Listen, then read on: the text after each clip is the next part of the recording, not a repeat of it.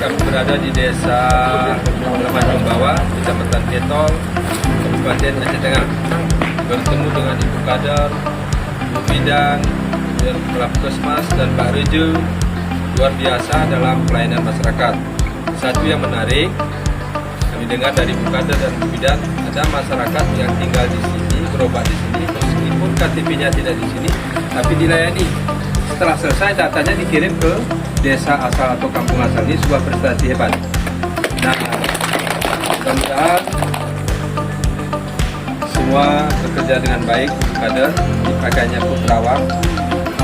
Tadi juga kami sudah diberikan jamu sehat, beras kencur, belasem, semuanya sudah kami minum bersama Pak Sekda dan sehat.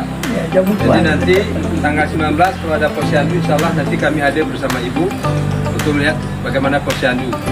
Pertama, tanpa sampah, ini sudah bersih sekali. Kita berikan tepuk tangan, bersih sekali.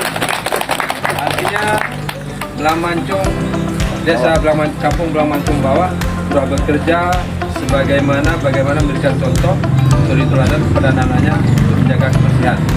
Dan ini telah dilakukan. Nah, desanya pun seperti di kota Bandung. Ibu kadernya pun cantik-cantik dan masih lengkap. Mungkin demikian yang dapat kami sampaikan. Berizin Pak Rejo, berizin Ibu Bidan dan Ibu Kader, sudah terus melayani masyarakat. Kami terus memantau dan ucapkan terima kasih.